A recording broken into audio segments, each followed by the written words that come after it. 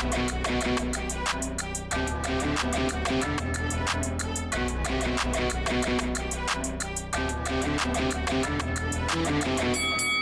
guys, welcome to Boxing Squared for boxing news and views from around the internet. The prospect of a mega boxing tournament in Saudi Arabia involving Tyson Fury, Alexander Usyk, Anthony Joshua and Deontay Wilder has been thrown into some doubt, with Tyson Fury saying that, I quote, and you can see here on screen, "I can confirm that these rumours are absolute BS." And I don't think I've ever seen these spelt with an A in it. Anyway, that's by the by. So Fury was reacting to Malik Scott, who was quoted as saying, "I can say that those rumours are true. Negotiations are going on and big fights are going to be happening. Not just with us, with a lot of top heavyweights."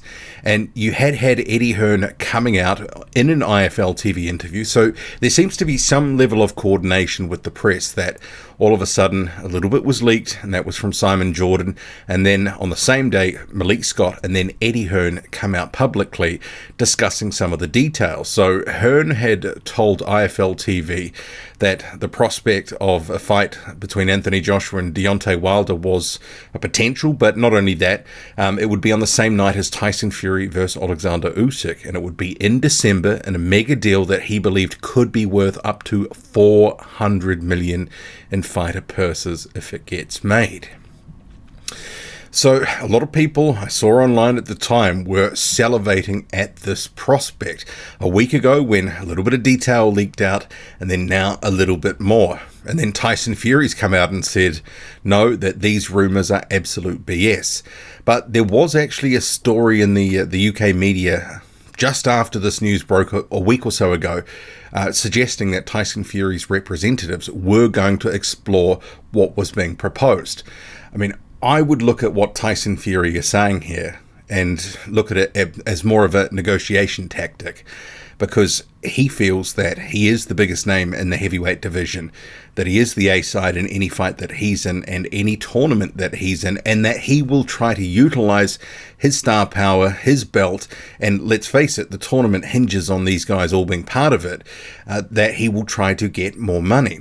And the Saudis, they are notorious for working out individual deals, but if Tyson Fury is playing hardball, then he will try to hold out, I'm sure, for as much as he can. And he is a prize fighter after all. So do I believe that there are talks and negotiations going on? Absolutely. Malik Scott, he is with Deontay Wilder, his head trainer.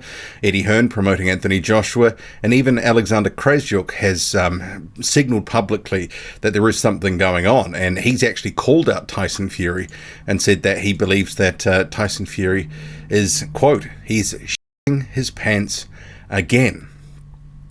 So make of it what you will in terms of Fury balking at the suggestion of a mega tournament, which I've got a couple of thoughts on, and I did discuss some of this on Patreon in my most recent video this past Sunday. So on one hand, this is an epic night of boxing, a semi-final box off essentially in December 2023. Huge night for the heavyweight division, huge night for boxing. It would be one of the biggest heavyweight cards in recent memory. And it sounds like, from what Malik Scott is saying, is that there could be some other heavyweights that would also be either on the card or benefiting from whatever cards are being put together, be it this one or, for the final of whoever wins between, if it is Joshua versus Wilder or Fury versus Usyk, the winner of the two, then obviously it would be an undisputed fight.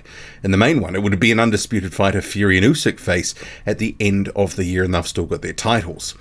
So there's a lot of pros about this, but on the other hand, I have some concerns as well, because you've got a situation that we've already had the likes of Joshua, Wilder and Fury, to a lesser extent Usyk, clogging up the division in recent years, utilizing their star power, rematch clauses and so forth, sometimes delivering us subpar fights, but still raking in the biggest amount of money and holding effectively the titles within their grasp, and sometimes winning them back through rematches, etc.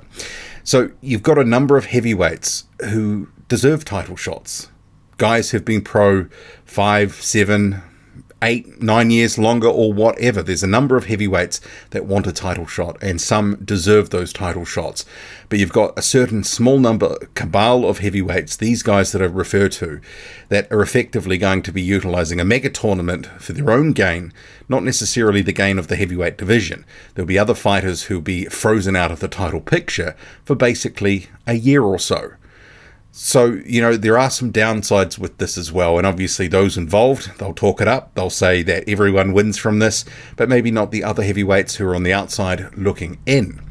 But there is obviously a lot of intrigue with this sort of tournament, and if Joshua and Wilder actually fight, huge fight, it's always been a huge fight. These guys could have fought for Undisputed, fell over themselves, never got it done.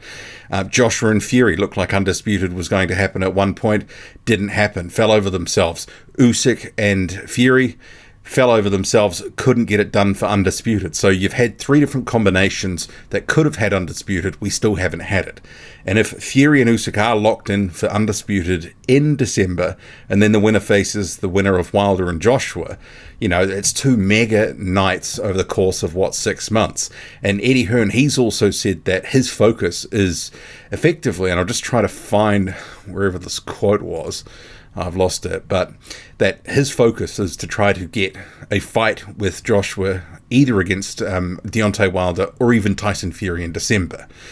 I mean, fights that we've wanted, fights we've never got, and often it's been because of money. Greed has basically done in these fights. It's done in Undisputed. So it could happen, but at the end of the day also, what if this goes on for months? We might be left, with the proverbial in our hands and nothing to show for it, and we'll just be like, man, we've wasted all this time. And then all these guys have basically not fought all of 2023. Or, remembering Joshua was hoping to be out 3 or 4 times. And at most it might be 2. So, yeah, I mean, pros and cons, and whether this actually goes anywhere. Remember, it's boxing. Anything can and will happen, and does happen, including nothing at all. So we'll have to wait and see. It's a watching brief. But Fury is saying it is BS at this point. Do I believe him? Not really. It's Fury. His lips are moving. He's probably lying. He wants more money. That's what the signal is. Drop a comment, loud and often. Hit like, hit subscribe. Follow me on Twitter, boxing_squared. I'm out.